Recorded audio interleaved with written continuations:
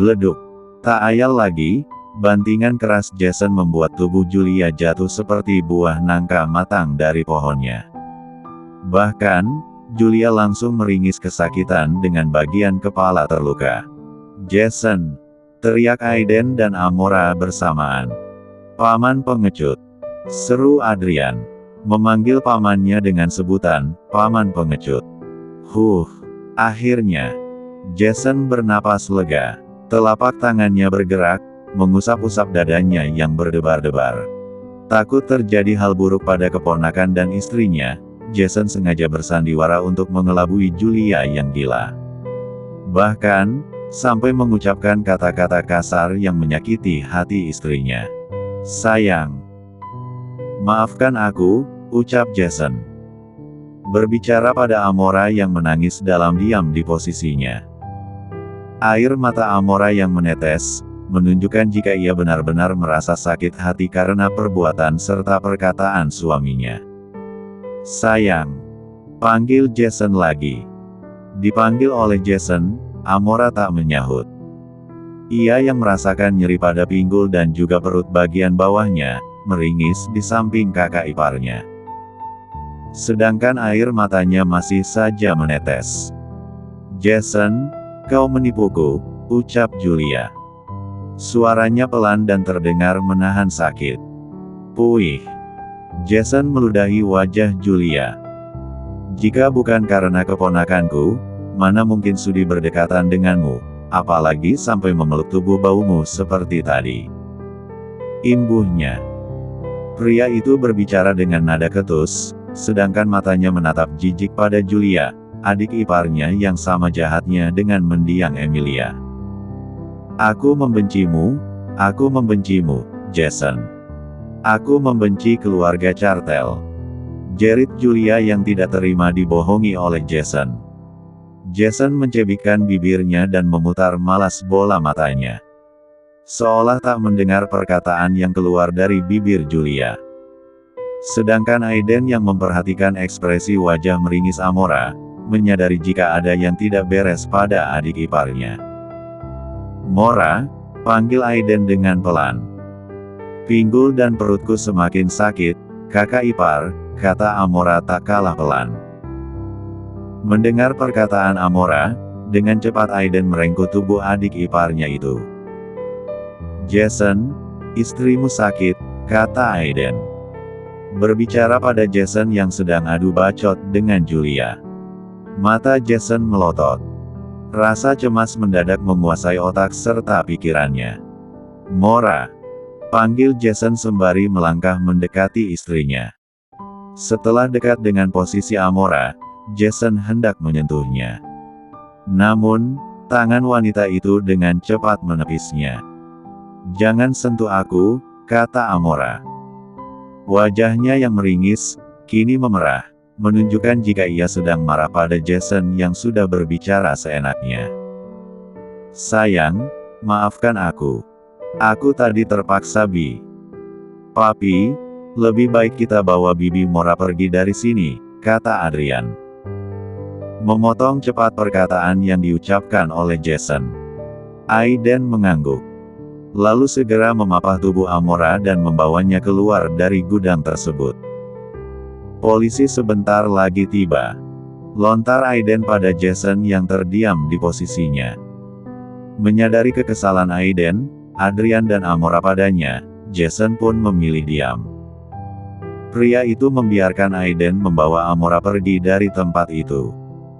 Sedangkan dirinya menunggu polisi datang, meringkus Julia dan para anak buahnya. Tak lama kemudian, polisi yang sebelumnya sudah dihubungi, datang. Setelah memastikan Julia dan para anak buahnya diringkus polisi, Jason pun bergegas menyusul Aiden yang membawa istrinya. "Kacau.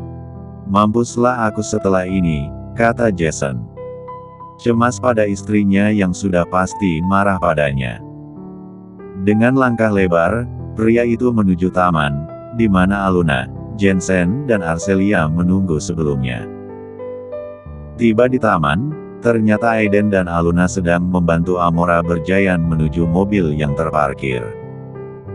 Biar aku saja, Kak, kata Jason. Pria itu berbicara pada Aiden dan Aluna yang membantu istrinya. Namun, dengan cepat Amora menghindar, tak mau disentuh oleh suaminya. Sayang, maafkan aku. Tolong jangan marah, ucap Jason. Berbicara pada istrinya yang tiba-tiba menjadi pendiam. Diajak bicara oleh Jason, Amora tak menjawab. Ia memilih masuk sendiri ke dalam mobil Aiden, disusul Jensen yang tidak bisa jauh-jauh darinya. Amora. Panggil Jason pada Amora yang menutup pintu mobil Aiden. Pi, cepatlah. Tita Adrian yang sudah berada di dalam mobil, tepatnya kursi bagian belakang. Bocah itu meminta ayahnya yang bergerak cepat tanpa memperdulikan Jason yang bermulut sadis dan busuk. Lebih baik kau pergi ke mobilmu. Biar aku dan Luna yang membawa Mora ke rumah sakit, kata Aiden pada Jason. Tapi, Amora sedang marah padamu, jangan membuatnya semakin kesal. Lagi pula, jangankan Mora, aku juga jengkel mendengar perkataan busukmu tadi. Bisa-bisanya kau berbicara seperti itu tentang istrimu sendiri, kata Aiden. Memotong cepat perkataan Jason. Tubuh Jason melemas. Lalu, menatap istrinya yang berada di dalam mobil Aiden. Tepatnya di kursi barisan tengah. Kakak tahu sendiri kan, jika aku tidak memiliki kemampuan. Aku khawatir pada Adrian, makanya nekat melakukan semua itu, kata Jason dengan pelan. Melihat kacaunya Jason, Aiden pun mengulum senyum. Adik tirinya itu memang tidak memiliki kemampuan selain merayu. Baiklah, aku berterima kasih padamu karena telah menyelamatkan Adrian, kata Aiden. Tapi, aku tidak bisa membantumu membujuk Amora. Sebaiknya, persiapkan rayuan mautmu untuk menggoda dan meluluhkan hatinya nanti. Imbuhnya. Aiden berbicara sembari menepuk pundak Jason, lalu segera memasuki mobilnya dan mengendarainya menuju rumah sakit terdekat. Melihat istrinya dibawa oleh Aiden dan Aluna, tubuh Jason semakin melemas. Setelah itu, ia pun bergegas menyusul. Rumah sakit, di sanalah kini Jason dan yang lainnya berada. Tampak, pria itu sedang sibuk membujuk istrinya yang merajuk. Please, sayang. Tolong maafkan aku. Jason yang takut pada Amora, tak hentinya membujuk istrinya itu. Demi Tuhan, aku hanya mencintai dan menginginkanmu.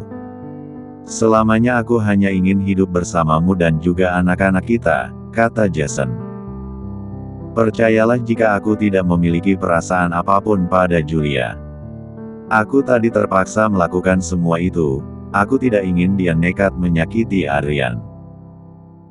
Mendengar perkataan Jason, Amora yang duduk bersandar pada kepala ranjang dengan pakaian pasien melekat di tubuhnya, tampak begitu malas meladeni. Sayang, panggil Jason. Merengek seperti anak kecil pada istrinya. Maafkan aku, demi Jensen dan calon adiknya yang kau kandung. Kali ini saja. Ya, Amora sedang mengandung saat ini. Kata dokter, usia kandungannya memasuki usia 4 minggu yang artinya sudah 1 bulan. Sayang, ayo bicara padaku. Jangan diam seperti ini, kata Jason. Jika kau tidak mau berbicara padaku, lebih baik aku mati saja. Lagi pula, selama ini memang tidak ada yang peduli padaku. Tak mendapatkan maaf dari Amora yang sedang merajuk, Jason pun mengancam ingin mengakhiri hidup. Suos. Dengan cepat, Jason meraih pisau buah yang ada di atas nakas dan mengarahkannya pada pergelangan tangannya. Melihat perbuatan Jason, mata Amora melotot lebar.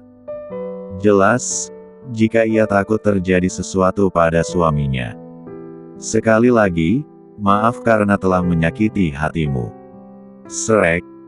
Jangan, aku tidak marah padamu. Lepaskan, Lepaskan aku. Julia yang dibawa ke kantor polisi, berteriak-teriak minta dibebaskan. Bahkan, wanita itu melawan dan memberontak pada petugas yang membawanya. Lepaskan aku. Aku tidak bersalah. Keluarga Cartel adalah pembunuh, mereka semua bajingan. Mereka jahat dan munafik. Brooke. Julia yang berteriak-teriak dan memaki keluarga Cartel, dilempar oleh petugas polisi ke dalam lapas dengan kasar lantaran tak mau menurut. Berhenti berteriak-teriak karena tidak akan ada yang peduli pada jalang sepertimu. Petugas polisi yang mengunci pintu lapas, membentak Julia yang membuat keributan. Dibentak oleh petugas, Julia bukannya diam, tetapi justru semakin berteriak-teriak sembari beranjak dari posisinya. Wanita jalang itu berlari menuju pintu lapas dan memukul-mukul jeruji besi sambil minta dibebaskan. Keluarkan aku dari tempat ini, seru Julia. Hei, keluarkan aku. Aku tidak bersalah. Aku hanya ingin meminta keadilan untuk mendiang kakakku yang dihabisi oleh Jason, imbuhnya.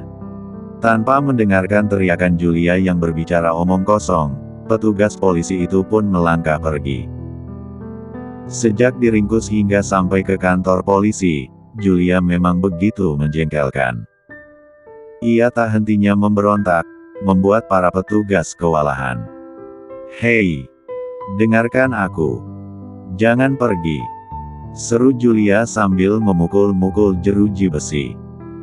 Teriakan Julia membuat para penghuni lapas lainnya merasa terganggu. Bahkan, mengundang kemarahan mereka. Tutup mulutmu, sialan. Teriakanmu membuat telinga kami sakit, bentak salah satu penghuni lapas. Jika tidak bisa diam, akan kurobek mulutmu, imbuh tahanan lain. Alih-alih diam, Julia malah semakin menjadi. Sepertinya, ia lupa pada kejadian beberapa tahun silam, di mana dirinya dan mendiang kakaknya dipukuli oleh para penghuni lapas lantaran kebanyakan bacot. Kalian yang diam. Dasar tahanan bodoh, tidak berguna. Maki Julia dengan mata melotot. Tak suka pada Julia, beberapa orang tahanan yang satu sel dengannya pun beranjak dari posisi masing-masing dan mendekat. Sepertinya kau harus diberi pelajaran. Salah satu penghuni sel tahanan itu mengepalkan kedua tangannya hingga membentuk tinju. Sedangkan kakinya melangkah mendekati Julia. Selanjutnya, wanita bertubuh besar itu mengayunkan tangan kanannya dan meninju perut Julia dengan keras. Buk! Pukulan itu sukses membuat Julia terduduk dan meringis kesakitan. Buk! Buk! Bukan hanya wanita bertubuh besar itu yang memukul Julia, tetapi juga dua tahanan lainnya. Ark! Erang Julia dengan wajah meringis. Wanita itu meringkuk di lantai lapas dengan kedua tangan memegangi perutnya yang dijadikan sasaran brutal para tahanan. Dasar jalang tidak tahu. Mati kau! Maki salah satu tahanan yang geram pada sikap angkuh dan sombong Julia.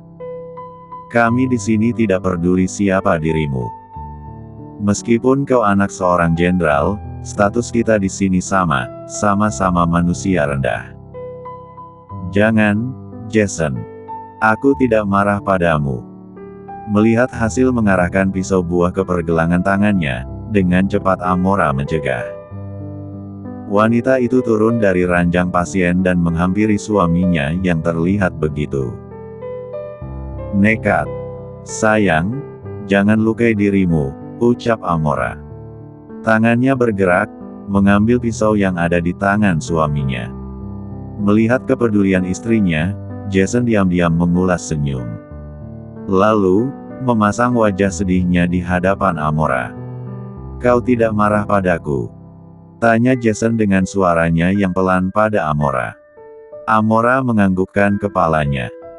Lalu, tangannya bergerak, mengembalikan pisau buah itu ke tempatnya semula.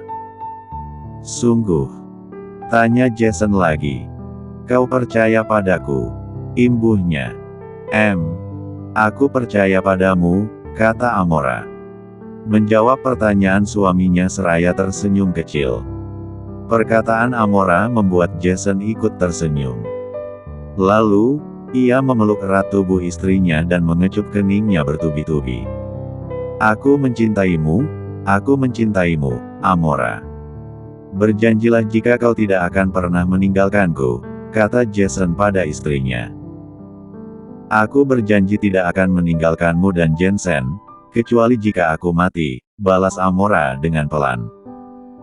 Mendengar perkataan Amora, Jason melerai pelukannya. Lalu, menatap wajah pucat istrinya itu. Seandainya kau mati, aku akan ikut bersamamu. Aku tidak akan membiarkan kau sendirian, ucap Jason bersungguh-sungguh. Amora tersenyum dan mengangguk. Berjanjilah padaku, jika kau tidak akan melakukan hal bodoh seperti tadi. Pintanya. Jason mengangkat 3 jarinya. Aku bersumpah tidak akan bersikap seperti tadi. Aku juga berjanji tidak akan mencintai wanita lain selain dirimu. Tuan Cartel, Aluna dan Aiden saling melempar senyum. Mereka senang melihat Jason benar-benar menemukan kebahagiaannya. Mereka semua berharap, semoga hubungan Jason dan Amora rukun, langgeng hingga maut memisahkan keduanya. Semoga Amora dan Jason selalu bahagia, ucap Aluna seraya tersenyum kecil. Aku senang melihat Jason menemukan jodohnya, balas Aiden pada istrinya. Jason dan Amora benar-benar serasi. Kakek tidak salah pilih, kata Tuan Cartel. Mata tuannya memperhatikan Jason dan Amora yang berada di dalam ruangan rawat. Pria tua itu merasa lega, karena cucunya mendapatkan wanita baik dan luar biasa seperti Amora. Di dalam ruangan rawat, Jason menuntun Amora dan memintanya untuk kembali beristirahat di atas tempat tidur. Ayo, sayang. Kau harus banyak istirahat, kata Jason. Kata dokter, kau belum boleh banyak bergerak. Tadi, bayinya kau bawa bertarung dan berguncang-guncang, jadi kau harus berbaring di tempat tidur. Imbuhnya. Melihat wajah serius suaminya, Amora tiba-tiba tersenyum geli. Ia teringat pada wajah Jason saat berada di gudang sebelumnya. Wanita itu tak menyangka jika suaminya yang tampan dan terlihat berwibawa ternyata begitu penakut dan pengecut. Kenapa kau tiba-tiba tersenyum seperti itu? Apakah ada sesuatu di wajahku? Tanya Jason. Tangannya bergerak, menyentuh wajahnya sendiri. Bukannya menjawab, Amora yang sebelumnya hanya tersenyum geli, justru terkikik hingga membuat Jason keheranan. Sayang, ada apa? Kenapa kau tertawa? Tanya Jason yang keheranan pada istrinya. Hihi. Aku tidak menyangka jika suamiku yang terlihat kuat dan hebat ternyata sangat penakut. Diledek oleh istrinya, melotot lebar mata Jason. Bahkan, bibirnya langsung merenggut lantaran merasa kesal bercampur malu. Kau mengejekku. Protes Jason. Amora menggeleng. Tidak, mana mungkin aku mengejekmu. Hanya saja, aku merasa lucu jika mengingatnya, timbal Amora. Hihi. Pecat gadis bodoh dan tidak tahu diri ini. Semakin melotot mata Jason. Jengkel pada Amora yang menirukan suara dan juga kaya angkuhnya. Kenapa kau bicara seperti itu? Tanya Jason dengan sewot. Ingat tidak, dulu saat di kafe, suamiku yang penakut ini menunjuk wajahku dengan ekspresi galak dan sombong. Bahkan, memerintahkan manajer kafe memecatku saat itu juga, kata Amora. Mengingatkan suaminya saat pertama kali mereka bertemu. Diingatkan oleh Amora, Jason menutup kedua telinganya. Ia tak ingin mendengar perkataan istrinya itu. Pecat pelayan yang tidak becus bekerja. Tunjuk Amora pada wajah suaminya. Haha. Padahal saat melihat wajahmu, aku langsung terpesona dan jatuh cinta pada pandangan pertama.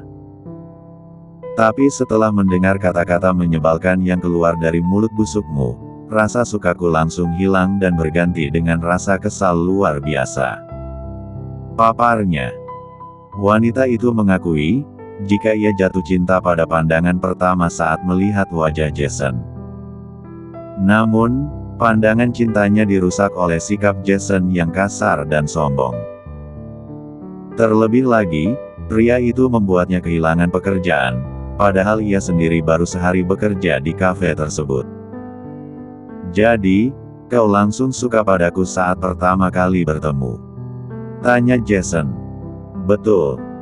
Sayangnya mulutmu begitu bau saat itu membuatku menjadi jengkel dan ingin merontokkan gigimu," timpal Amora. Bibir Jason cemberut. Bukan tanpa alasan ia bersikap kasar dan sombong pada Amora. Rasa curiga dan waspadanya terhadap orang lain, membuatnya memiliki prasangka buruk terhadap Amora yang menyiram minuman ke bajunya. Pada saat itu, Jason mengira jika Amora sengaja melakukannya. "Maaf. Aku bersikap seperti itu karena takut dimanfaatkan oleh orang lain. Pada saat itu, aku menganggap semua orang sama seperti mendiang ibu dan mantan istriku." Seminggu telah berlalu setelah kasus penangkapan Julia. Bahkan, Amora yang sebelumnya dirawat di rumah sakit, kini sudah dibawa pulang ke kediaman keluarga Chartel. Hari itu adalah hari di mana Aiden, istri dan kedua anaknya pulang ke kota Kowloon. Sebelum pulang ke kota Kowloon, Aiden mengajak istri dan anak-anaknya makan bersama Jason dan yang lainnya. "Makan yang banyak," ujar Amora. Tangannya menambahkan makanan ke dalam piring Adrian dan Arcelia. "Terima kasih, Bibi Mora," tutur Adrian dan Arcelia bersamaan. Amora tersenyum dan mengangguk. Lalu, menatap pada Jensen yang memasang ekspresi cemberut. Jelas, jika bocah gembul itu cemburu pada ibunya yang peduli pada kedua sepupunya. Ia merasa, jika Amora tidak peduli padanya lagi. "Yang ini untuk putra kesayangan ibu," kata Amora. Menambahkan paha ayam ke dalam piring putranya. "Makan yang banyak agar cepat tinggi dan semakin pintar," imbuhnya. Merasa telat, Jensen membuang muka dan mendengus. Ia sebal pada Amora yang mendahulukan Adrian dan Arcelia. "Tidak usah pedulikan aku," kata Jensen dengan ketus. Bocah gembul itu merajuk pada Amora, membuat Jason dan yang lainnya tersenyum karena tingkahnya yang sedang cemburu. "Kenapa? Kau marah pada ibumu yang perhatian pada kedua sepupumu?" tanya Jason seraya menambah sepotong ayam lagi ke piring putranya. Jensen menoleh pada ayahnya dan mengangguk. Ibu tidak perhatian lagi pada Jen," adunya dengan wajah sedih. Pada Adrian dan Arcelia yang sebentar lagi akan pulang ke Kowloon saja, kau cemburu dan merajuk seperti itu. "Bagaimana jika adikmu lahir nanti?" tutur Tuan Chartel.